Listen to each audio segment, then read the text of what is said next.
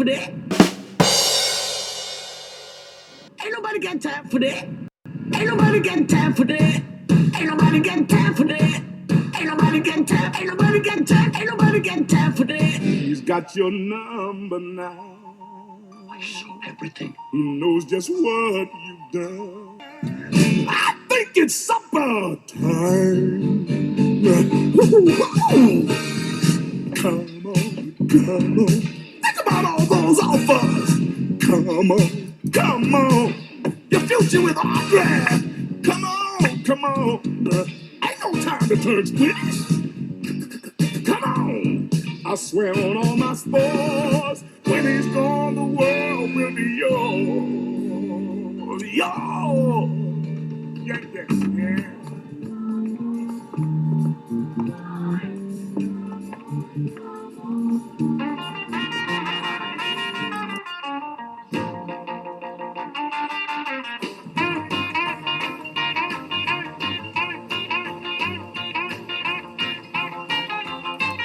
Man, you niggas were the direct slaves of white folks for 400 years. So if the white man was the leader of the world, then you niggas were supposed to be number two. Because like I said, these other countries and nations and shit only made their move within the last 50 years. China and Asia, they really only made their move again since the 50s. The 50s was the marking point for other races to really get into the game.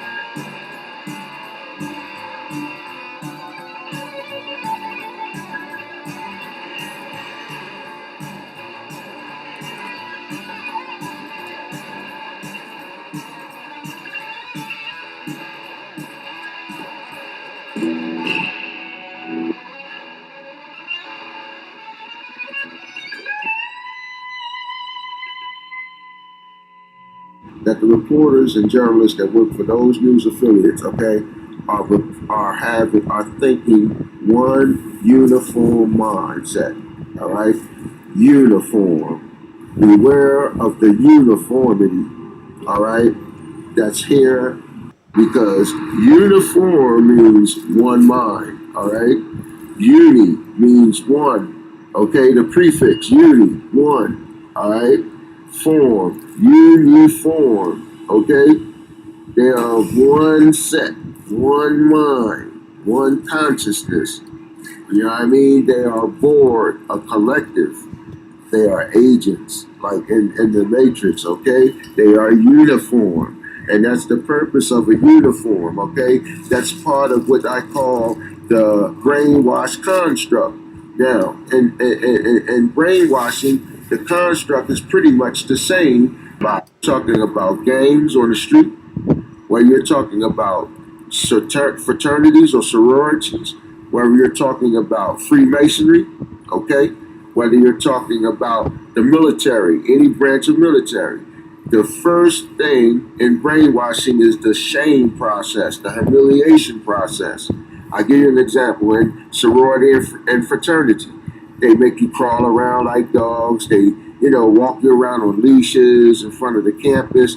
This is to humiliate you, to bring you into shame. In the gang world, okay, it's the beating, the jumping in, beating you up, okay, to break you down, the humiliation process, all right? And in the military, it's the shaming of the process. Basic training, that's what the whole basic training process is about. Breaking you down, humiliation, because now you're in the brotherhood. In fact, they will actually, once you're on the ground, someone will reach down, just like in Freemasonry, and extend the hand to you to pull you up off the ground. Again, you have that resurrecting, okay, that raising of the dead, okay, with the grip of the lion's paw, okay, into a world of camaraderie, okay? So now you're all comrades, all right, which is a term used often in most gang culture. I know that the Black Gorilla family uses the word comrade quite often, all right? They were founded by George G. Jackson, okay, a Black Panther. And most of the Black Panthers at that time, especially Huey, was the one who really put them on to a socialistic, communistic type of program, all right? Which is a great program, all right? It's not a great program for those who advocate capitalism, all right? Because capitalism is slavery, capitalism is fascism. Capitalism is fascism cloaked under the form of democracy. Okay, it's just cloaked fascism. All right, that's all capitalism is. You still have a despot, okay, a governing monarch or body. All right, there's still a governing entity or individual who is controlling the masses. All right, in a capitalist society, just like fascism. All right, and that despot comes or entity comes in the form of a king, or in our case here, the elite class, all right? And these are the string pullers, these are the shot callers, all right? And then you have a separation of them, like the pyramid on the back of the dollar. You have the elite class, which is detached from the base, all right?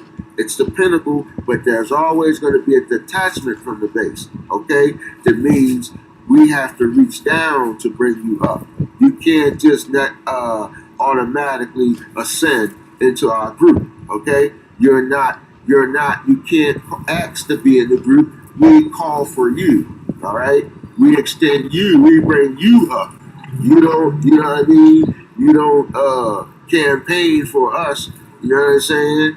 We come for you who seek to start any type of militias or just small organizations, okay? And I urge you to do that, but keep them small. Guerrilla units, all right? Just like Che Guevara and just like Yeshua did. He only had 12, okay?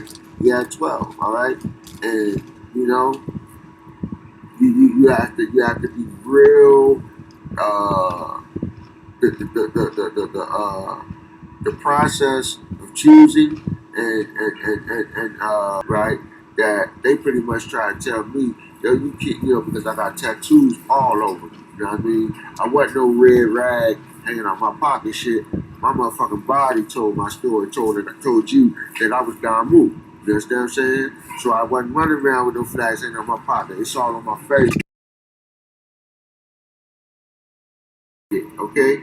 And usually that branding process is this. When the brand is pressed against the flesh, you cannot flinch, okay? You definitely cannot cry out loud, okay? You can't, make no grim faces. You must hold your gangster. You know what I mean? Like this. As the brand is being pressed and held against the skin. There is no flinching of the lips. None of that shit. None of that shit. You know what I mean? And usually there's somebody that stood over you. You know what I mean? Usually the knockout artist of the crew would stand right there over you. And in any indicator of a flinch, you was your chin was checked. You understand what I'm saying? So that's how that process took place. So again, the brainwashing process amongst fraternities, military, sororities, Freemasonry, as well as gangs, is all the same, okay? You have a humiliation process first. Their second is followed by an embracement of the collective, okay, and then you're brought into a fold, all right? And this is what then you have what's called uniformity, all right? This is why football teams, why gangs have colors, okay? The colors are there to give a sense of uniformity, unity, one form, one mind, one set, okay? One way of thinking, we're all one, a collective, all right? That's why in Star Wars, the soldiers for the dark side, I forgot what they were, the stormtroopers, okay? They all had the same type of look, uniform, okay? This in Star Trek, you had the board. They all had one look. You know what I mean? You knew them when you saw them, okay? And the uniform represents, again, one mind, uniform. So always beware of uniform wearers, okay?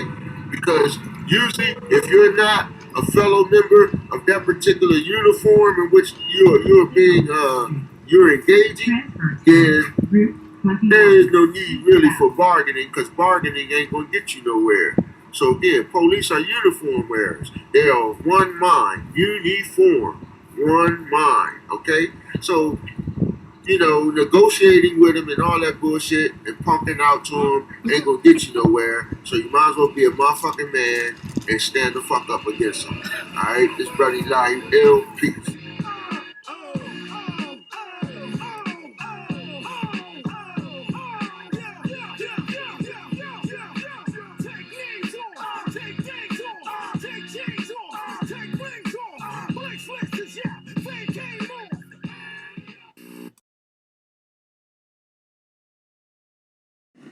I don't care what you think of what I say. You should know that by now. I don't give a damn what you think about what I say.